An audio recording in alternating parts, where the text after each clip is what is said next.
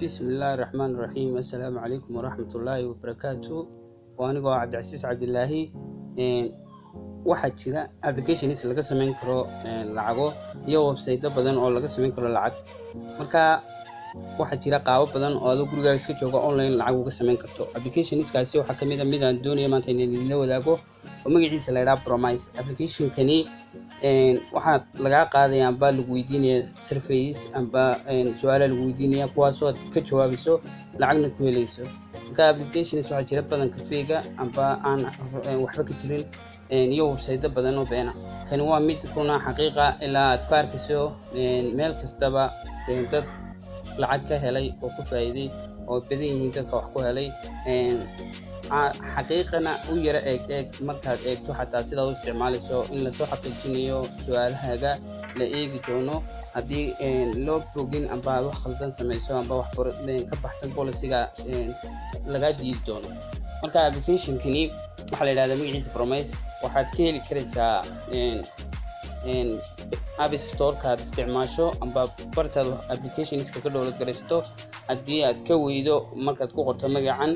Promise waxaan ku dhigi doonaa description-ka bartaas aad ka download garaysan doontaa insha Allah. Marka waxaynu guda geli doonaa application-ka gudihiisa iyo sida uu isticmaalayso waxyaabaha laga rabo. muhiimaddu waxa weeyaan inaynu qaabka loo isticmaalayo aynu sheegno iyo waxyaabaha lagaga baahan yahay. application-kan markaad furanayso waxaad ku furan kartaa Gmail-kaaga amba waxaad ku furan kartaa Facebook-kaaga. waxaa loo baahan yahay inaad akoon ku isticmaasho. marka akoonka kaad doonaysid ayaad ku furan kartaa amba kaad isleedahay badanka waxbaad ku isticmaashaa amba apps-kaad ku isticmaashaa ayaad ku isticmaali doontaa insha Allah. application-ka markaad furto Gmail-kaaga geliso amba Facebook-kaaga wuxuu kuu soo dhigi doonaa qaabkan horteena ka muuqda. qaybta ugu horeysa waxaa la yiraahdaa profile. waxaa ku qoran information adiga kugu saabsan iyo haddii ay jirto dad aad ku invite garanayso amba saaxiibaad doonayso in la wadaagto application-ka si ay u isticmaalaan ay lacag uga sameeyaan. markaasi invite-ka aad ku invite garaysay lacag kuma helaysid adigu. qofkaad u samaysay share-ka amba la wadaagtay application-ka lacag kuma helayso. application waxaa jira markaad invite siiso qofka aad adigu wax ku faa'iidayso amba lagugu xidhayaba inaad 30 qof amba 20 qof aad ku invite garayso tan lacag kuma helaysid. invite-ka qof la wadaagto amba friends-kaaga aad u dirto application-kan link-kiisa. xagga hoosena waxaa ku qoran first name-kaaga last name-kaaga amba magaca aabaha iyo kaaga sidoo kale email-kaaga. intaas waa profile waana qaybta ugu horeysa. qaybta ku xigta waxaa la yiraahdaa my task oo shaqada aad qabanayso. shaqadaasi marka amba wax noqon kartaa to do oo ah shaqooyinkaad aad bartanka kaga tagtay la rabo inaad dhameystirto amba kuwa ay shirkadu kuu soo dirtay application kale oo ah kuwan horteena ka muuqda. saddexdan baa imka shirkadda soo dirtay wax shirkadda qoseeya ayay ka hadlayaan badanka. ka ugu horeeya healthcare-ka aniga ka baxay oo aan ka shaqaynin laakiin labadan kale waxa weeyaan kuwa la rabo inaan ka shaqeeyo markaas aan ku helayo information-ka qoseeya shirkadda. marka wixii aan anigu ka baxana ka ugu sareeya waa mid aan lacag ku helayo aan ka baxay lacagtiina ku qoran tahay aan ku qaadanay. laakiin kuwan hoose unpaid task baa ku qoran oo ah shaqo aan lacag lagu bixinin waayo shirkadda qoseysa. qaybta ku xigta waxaa la yiraahdaa complete oo waxaa laga eegaa waxyaabihii shaqooyinka task-kii amba questions-kii amba survey-gaad ka shaqaysay in la approve gareeyay iyo inaan la approve gareyn. iminka labada ugu horeeya personal health wellness waxa weeyaan iyo housing waa labaan ka shaqeeyay waana la wadaagi doonaa anoo ka shaqeynaya xagga dambe la wadaagi doonaa markaan ka shaqeynayay. labadaasi weli lama eegin under review weeyaan waa in checking-kii ku jira weli. marka hadhow amba wuxuu noqon doonaa approval oo kan ka hooseeyo maalin hore la approve gareeyay oo marka gudaha dhex gasho COVID-19 impact ayuu ku saabsan yahay amba saameynta COVID-19 ku lahaa. marka saa gudaha u galo wuxuu siin doonaa in accept la siiyay iyo lacagtii aan ku qaatay iyo su'aalahan ka jawaabay iyo weydiimadii iyo jawaabihii aan bixiyay. kaasi waa kuwa la aqbalay. waxaa jiri karta in laga diido marka kuwan badanka waan wada lay wada proof gareeyay exceptna waa layidhi kaas imka koobaa cibaadada oo kale waa surface-ka yara cadaada uu ka mid yahay sawiraanta wata rejected baa laysiiyey lacagtii laygu siin lahaa haddii aan accept la siiyeyna waa laygu soo qoray laakiin waa rejected wixii lagugu diidayna iyadoo lagu sheegayo some feedback from you waa lagu sheegayaa imka bartan waxaan ku cadaynaa sawirku muujisnayn aan sawirkan qaadayay markaa sidaa darteed baa la diiday qaybtan complete markaad metaska tagto computer waxaad kala soconaysaa shaqadii markaad qabato in lasoo approve gareeyo 24 saacadood gudahood baa laga yaabaa in lagu soo eego oo kuwan imka under review-ga ama dhaweyd baan ka shaqeeyay waa nila wadaagi doonaa marka waa in lasoo checking gareeyaa marka 24 saacadood bay qaadan kartaa maalin marka lasoo checking gareeyo amba approval ba noqon amba rejected oo la tusay welibana ka rejected laga siiyey sababtii lagu diiday baa lagu sheegi doonaa ka approval-kana sababta loo yeelay baa lagu sheegi doonaa lacagtiina waa lagu siin doonaa haddii accepted noqoto waxaan tegi doonaa qaybta ku xigta waa market oo ah qaybtii suuqa amba taskiska qabanayso ka doonaysay marka qaybtaas ayada laftirkeedu 3 qaybood ah qaybta koowaad waxa la yiraahdaa survey oo ah qaybtii ugu fudud lacagna aad ku helayso 0.03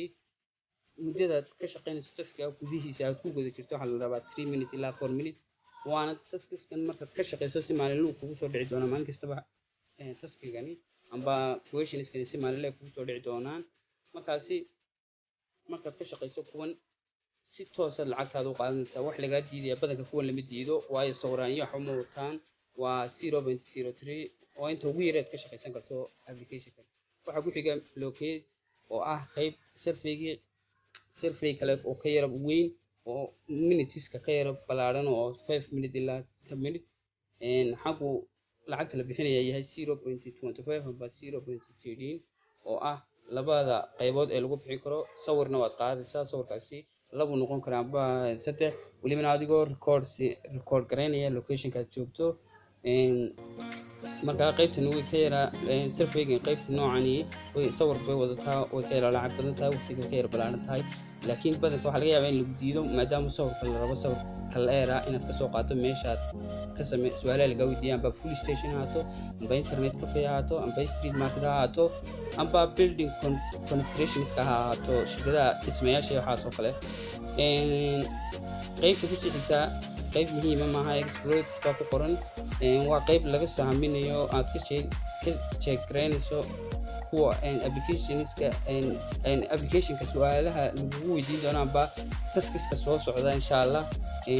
intaanad ka shaqeynaa si eegayso amba doonayso inaad jawaabaha lagu